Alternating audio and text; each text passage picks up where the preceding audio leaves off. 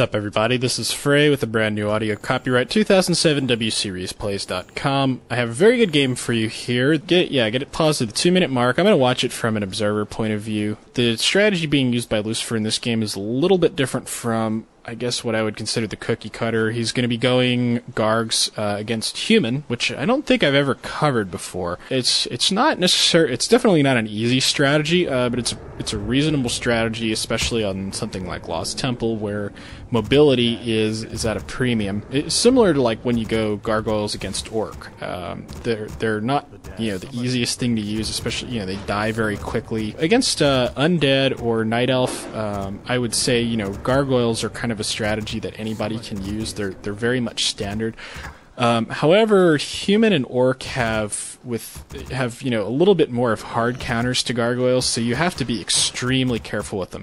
So I'm not saying don't try this. I'm just saying that it's going to take you quite a bit of practice to get it right. It's not, this is not an easy strategy, so you're going to have to micro pretty hard and be pretty careful.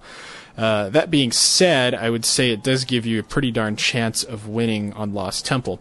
Lost Temple, I don't know why they keep using this damn map. It's very, very old. It doesn't have a tavern on it, so you don't ever get to play with the tavern heroes. Not that undead do that much anyway, but it's, pretty much every matchup on it, except for like human versus orc, is imbalanced one way or another. I don't really like playing undead versus night elf, even though it's a free win. It still takes forever. So, yeah, if it were up to me, I would completely delete this map from everyone's hard drive. Anyhow, for undead versus human, I would say in any of the two spawns where he is either cross-mapped from you or his expansion is far away, you have a decided disadvantage. If his expansion is actually close to your main, I would say as an undead player you really should win.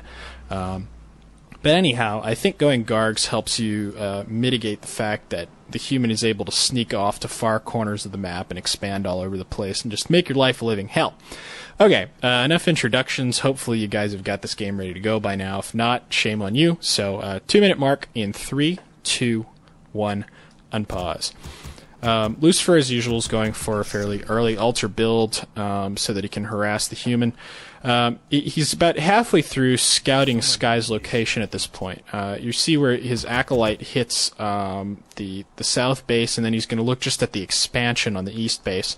Once he sees that Sky is in neither of those positions, he's actually going to open up by trying to creep his Death Knight up a little bit. He's got a few reasons for doing this. One is that with this kind of walking distance between the bases, it's actually very hard. The Death Knight gets there generally like as the last creep is dying, so your odds of actually like getting a coil steal or really slowing down or creeping any are kind of slim. You can still do some decent amount of damage with your Death Knight and skeletons. You can usually get a few peasant kills, things like that, or maybe snipe a water elemental. But in this case, particularly in the strategy that Lucifer's using, he is trying to get his Death Knight up in levels as quick as possible. You're going to see this coming into play a little bit later in the game. Lucifer really does win this one with hero levels. Gargs help in that process, but it's not a matter of the Gargs like countering his army, and that's how Lucifer wins. Lucifer really wins this game with hero levels. So that's why he gets started with that. You'll notice also that when he crept that, sorry I didn't mention it while it was still going on, but he tanked all the damage with his Death Knight. Reason being is that if you're creeping something with just your Death Knight and a couple of skeletons, you really can't afford to tank the damage with the skeletons because then the skeletons die and you don't have enough damage output. So you end up taking a bunch of damage on the Death Knight anyway because it takes you forever to kill the damn creeps. You also want to open that sort of thing with a coil, because otherwise it's just going to take you forever to kill the stuff.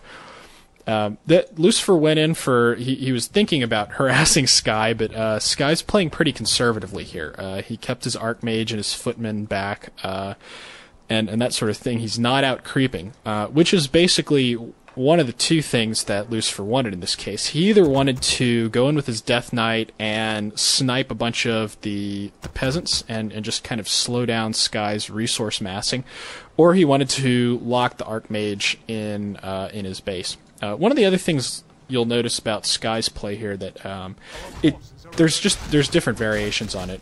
Sky is going to go for more like a lot of towers and a few footmen. Some human players actually play a bit more aggressively. They build like 5 to 6 footmen, I think, and they tend to like push your base pretty hard and that sort of thing. And having that many footmen sort of allows them to get their expansion up safely without having to build a whole heck of a lot of towers. And they trade, that impenetrable defense in their expansion for a little bit more offensive power.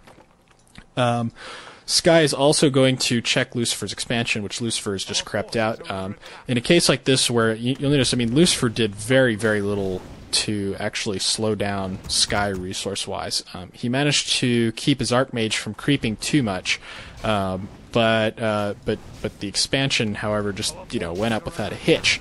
So, in a situation like that, and it's often the case in Lost Temple, you've really got to go for a counter expand at Tier 2. Just going straight up to Destroyers is not going to cut it. By the time you get there, with all that resource, the human player is going to have plenty of time to get stuff to counter your Destroyers. Now, Lucifer's dealing with a push here. Like I said, Sky only brought about 3 footmen with him.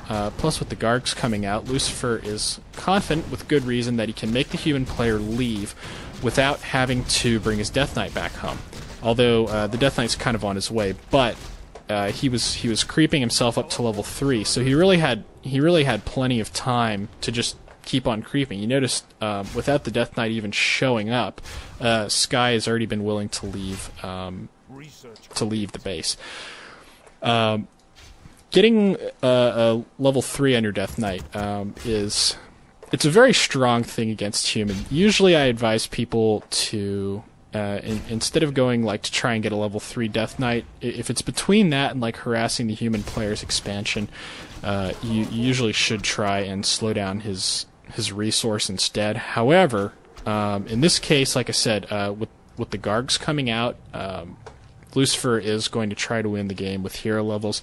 He's doing his expansion a little bit later than usual. He's also not using a Blight Skull, which normally you absolutely have to use a Blight Skull to expand successfully against a human player. Otherwise, they are usually very, very successful at canceling it. Even so, Sky, using some kind of sneaking around the map type tactics, is able to make Lucifer cancel his expansion again. One thing I'm not sure if you guys are aware of, I think it was in a pretty recent patch, it may have been in 1.20 or something. When you cancel a building, if you know it's going to die, it's often good to go ahead and cancel it as early as possible. This is because they change things up so that you get less resource back if you cancel a damaged building that is in progress than if you cancel a building that is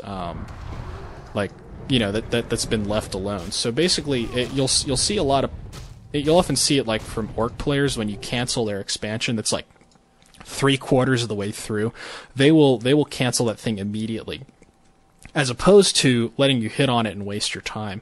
I think the main reason they changed that was to make tower pushes a little bit weaker, but it also had the side effect of making expansions easier to cancel. So anyway, that's why you notice Lucifer actually canceled his Haunted Gold Mine quite a bit before he had to, and that's just for the reason that he gets more of his resources back when he does that.